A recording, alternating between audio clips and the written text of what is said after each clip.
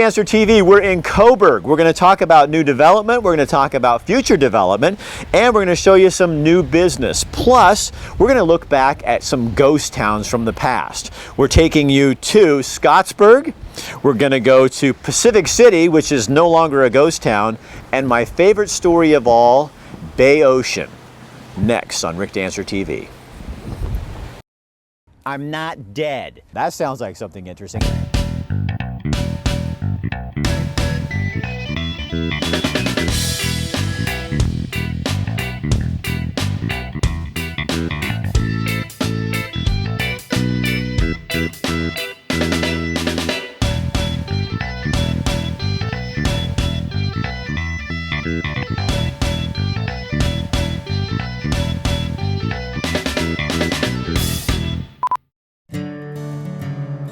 You drive through them on your way to someplace else. Spots on the side of the road.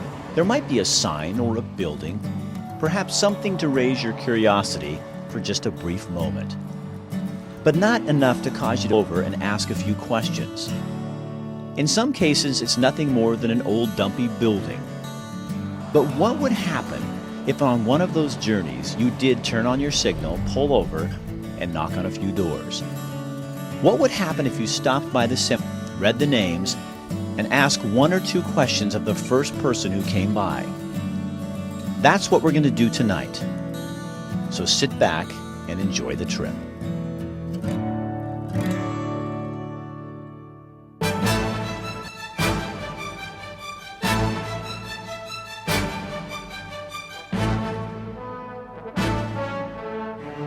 Good evening, I'm Rick to Answer. Oregon is home to dozens and dozens of ghost towns, and tonight photographer Ben McKee spent a half hour taking you to some of those places.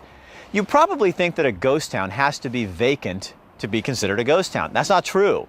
Many people call ghost towns their home. There's also a ghost town in Oregon that is coming back from its ashes. We're going to take you there as well. We begin our journey tonight in a little ghost town I bet you've passed through 100 times on your way to Coos Bay. It's a little place called Scottsburg.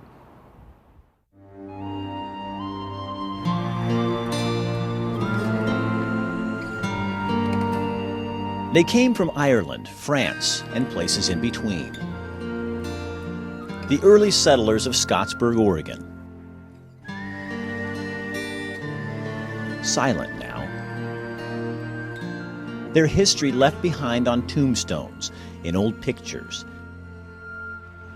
and in stories revisited by those who still live here. She liked it here. Peaceful. So, This was raised in Scottsburg. there's a lot of them there that I'd have to look. A lot of the old timers were there. We had some characters that I guess every town does. At one time, Scottsburg was a place where miners gathered supplies to head south to look for gold near Roseburg and beyond. They run mule trains and pack trains from here to Roseburg. This was back in the 1800s, of course. It was an shipping port. It used to be the head of navigation, and sailing ships would come up there. And that's as far as up the river as they could get. On this day, when we ran into Pat, his visit was not about Scottsburg or its history. It was home.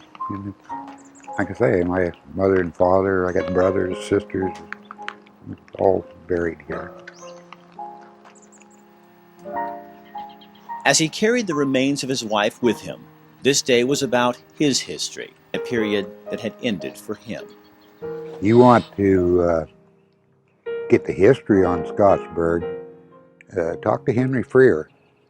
He lives right there in town. He's the unofficial mayor.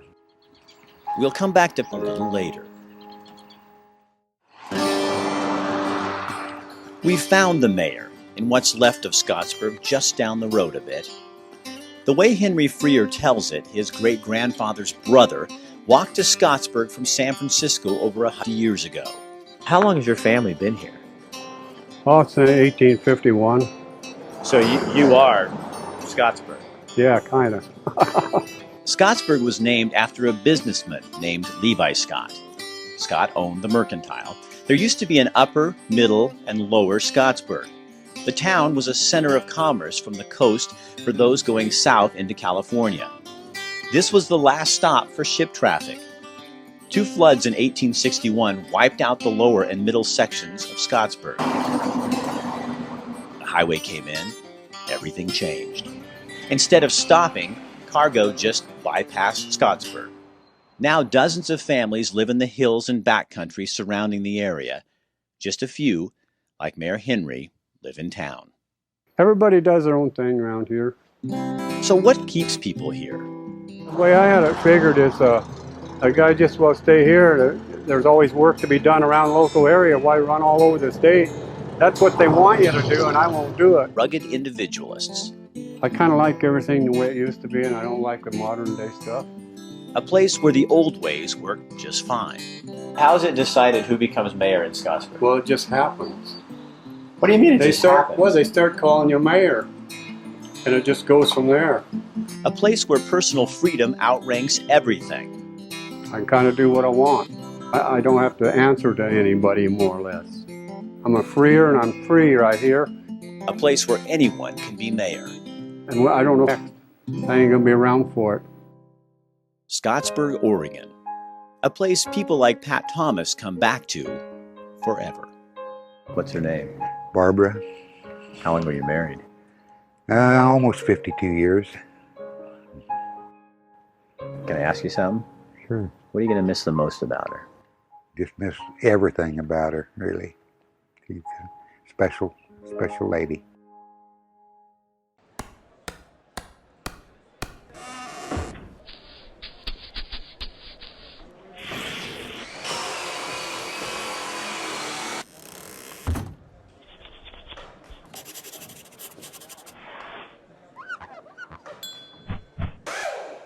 Find great deals on furniture, appliances, cabinets, and building materials at the Springfield Eugene Restore, benefiting Habitat for Humanity. Learn more at sehabitat.org. Coburg's a really busy place these days. Once we finished our wastewater project, it's been just over 2-3 years. We've seen quite a bit of growth in the community.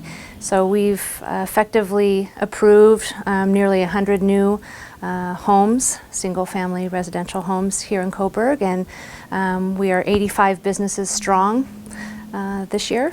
Now that the wastewater project's been finished, it's a great opportunity for the elected officials to go back to the community and really understand what they'd like Coburg to look like in the future, now that we've finished that focus area. And so we have an agreement with Rural Development Initiatives to work on a community visioning process, and its purpose really is to hear from as many Coburg voices as possible and ask them what they'd like to see the future of Coburg be. With that, we've had some kickoff meetings. We will have a big community meeting on March 16th. Where Rural Development Initiatives shares information about all the surveys that have been out, that kind of thing. Hi, I'm Patrick Olson. I'm Patrick Olson Auto Repair here in Eugene. If you need a place where you can get your car serviced at a reasonable rate, fixed right the first time, every time, come see me at Patrick Olson Auto Repair. The reason I'm on this video right now is because I'm good friends with Rick. If Rick trusts me, you can trust me too.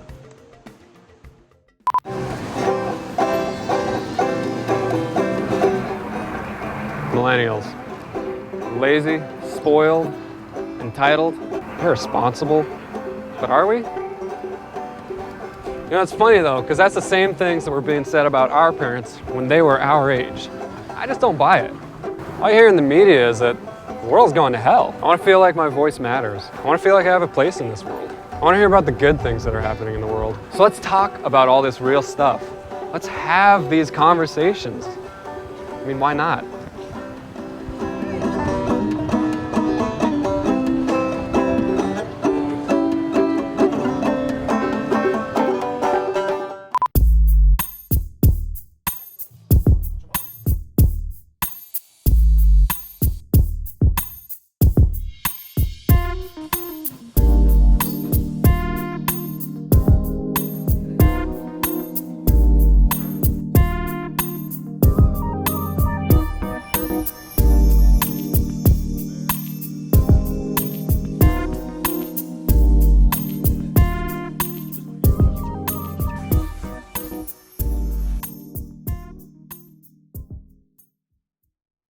The next coast town we're going to visit is called Bay Ocean. It's not far from Tillamook. In fact, right now we're standing in what could have been the downtown area. There was a post office, grocery stores, a big indoor wave pool, hundreds of homes.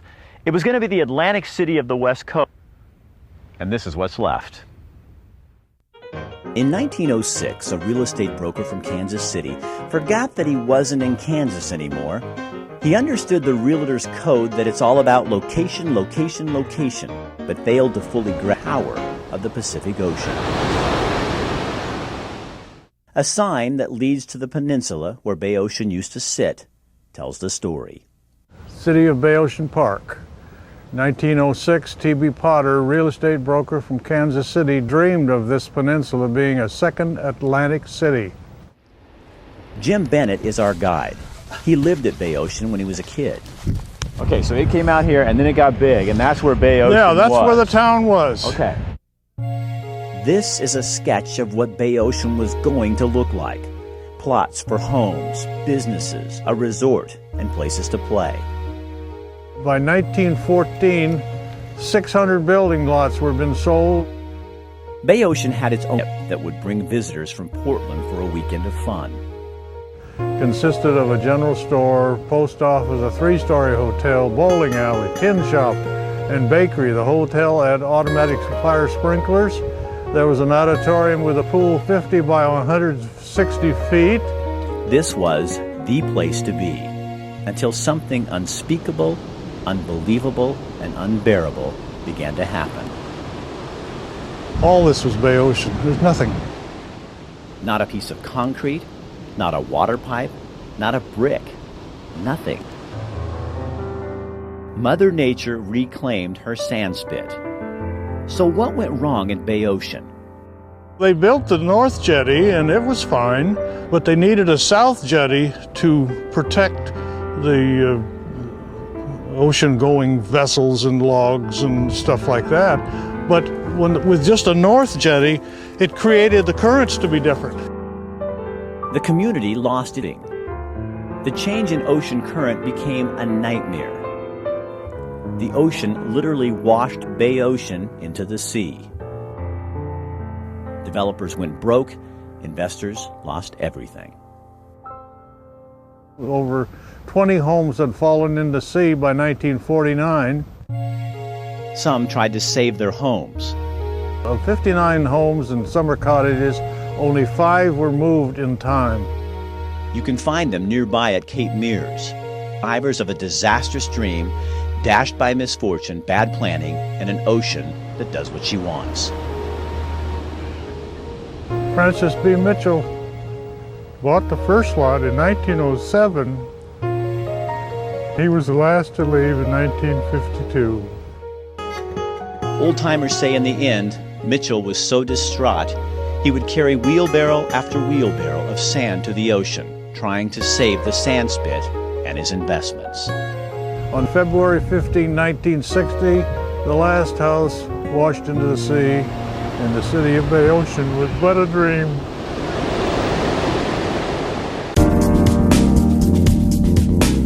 Hello, I'm Leona Houston with Country Financial. I've spent years in our community helping families protect their homes, their cars, and their lives. Complete financial security doesn't end with insurance. I'm also here to help you plan for your retirement.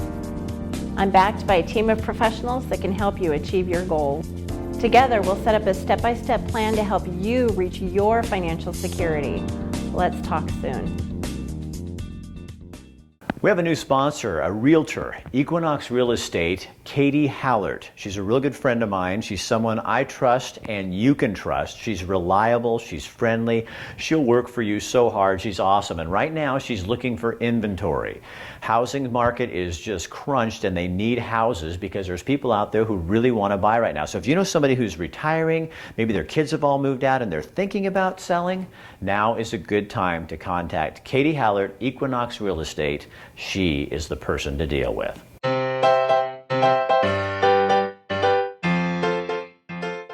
A great foundation is everything. My grandfather immigrated from Italy. He taught me our family recipes. Foundations are important. Strong foundations are essential to everything good.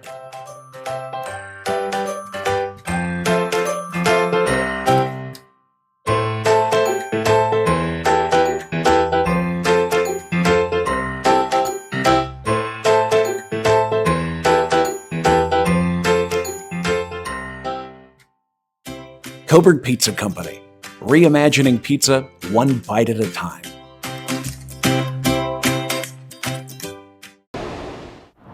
It's hard to keep a ghost town to yourself when you're located on the Oregon coast. 40 years ago here in Pacific City, there was a gas station on the corner, a couple of restaurants, a lot of vacation homes, but it was nothing like it is today. How do you keep a ghost town from being discovered? Don't ask the folks in Pacific City.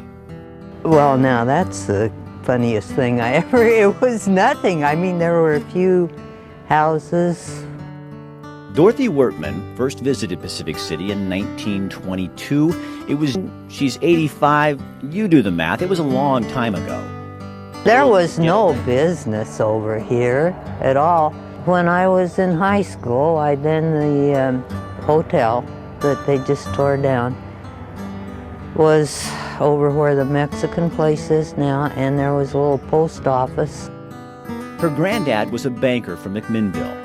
He and his cronies built the first string of houses on the hill, now called McMinnville Row. Dave Baxter remembers coming to Pacific City when it was basically a ghost town. Yeah, we were 16, so 40 years ago almost. Was nothing here. It was a dive. I thought I'd never come back here again. For years, Pacific City just lumbered along. A few new homes. Businesses swapped owners after winter cycles and storms drove dreamers away. 10 years ago, a developer moved in, bought up a bunch of property, and started developing the town. Not a ghost town anymore. Business is booming. And now? And now I live here. Now I work here. Housing developments are sprouting up faster than townspeople can keep up with. A beach that used to be spotted with an occasional house is now blanketed in a sea of roofing, windows, and other materials.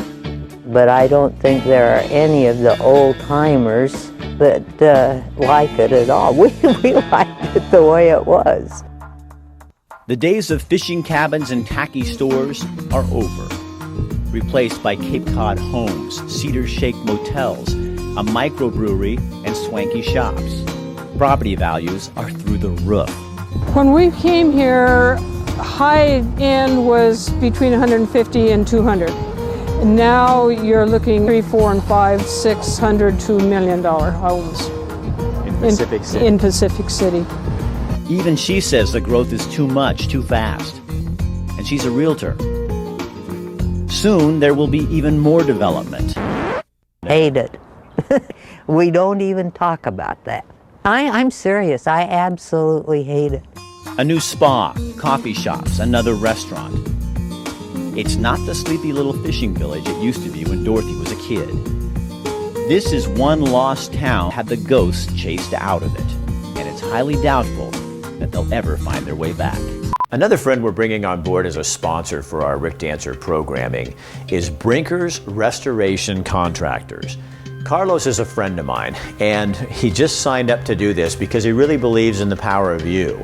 And what he does is he comes into your home. If you had water damage from the recent storms, or your toilet overflowed and ruined your floor, or just damaged some things, honestly, just about anything, your shower's leaking, you just need somebody who can come in and has a top-notch crew, can take care of the issues that are bothering your home, and make you feel at ease. And he's super fair. I know this guy. I trust this guy, and he will not overcharge you. In fact, if anything, Carlos does stuff that he shouldn't probably do for free. He's super helpful, and he's a good guy. So that's Brinker's Restoration Contractors. I'll put their logo up here. Pay attention to our sponsors, because these are the people that make all of this programming possible. And when you go in there, tell them you saw it on Rick Dancer TV. You work hard. You train hard.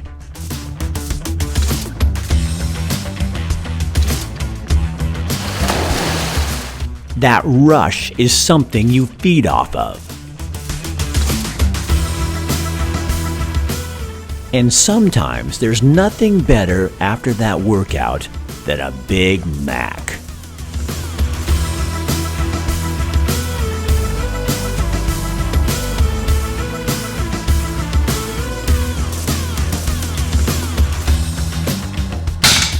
Big Macs are an indulgence. And McDonald's has a Mac for every hunger. Sometimes you deserve a break from the routine.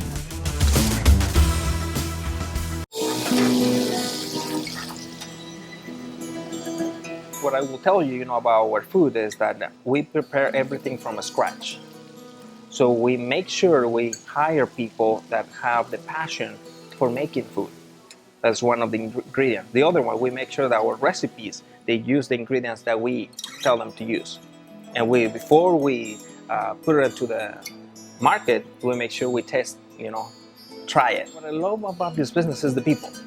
I'm a people person, so I love to interact with people, and I love to make people feel good.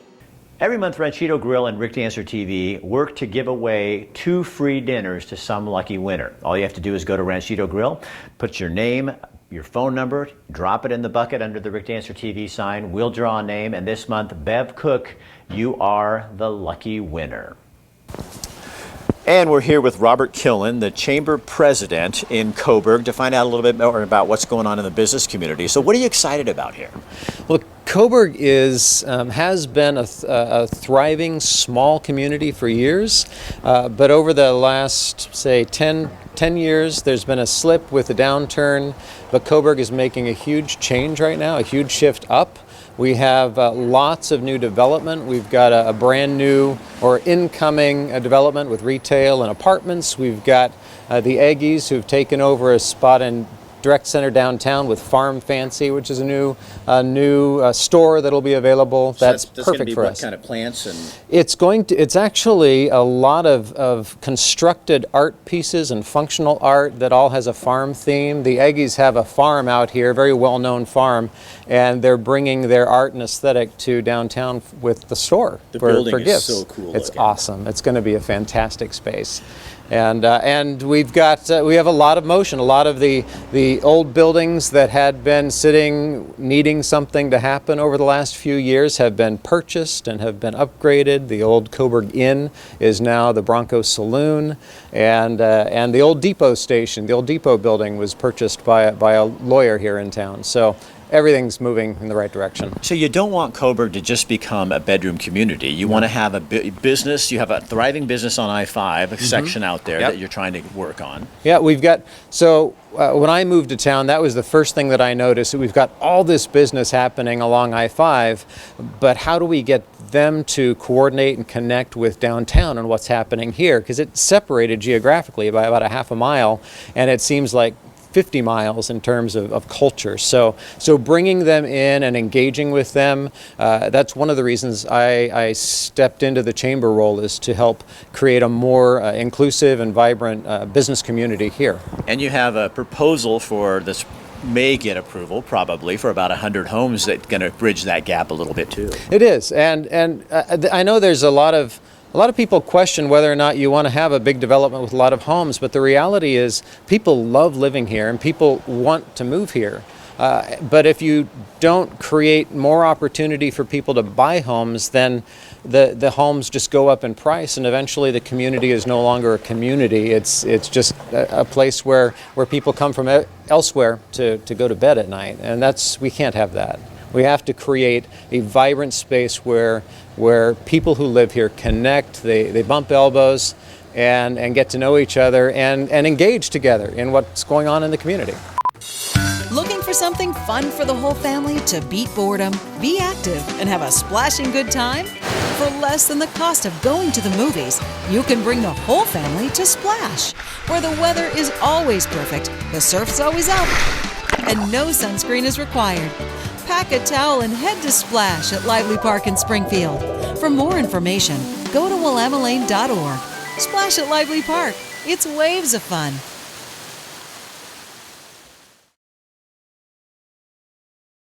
Could you replace your home if something happened to it tomorrow?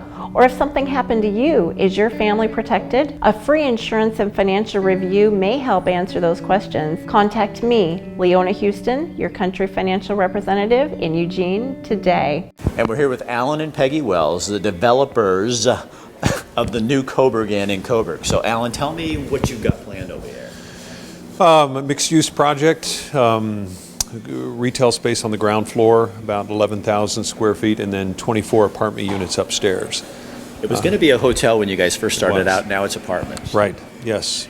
The reason being is that we just felt that the time commitment for the hotel was just going to be too great.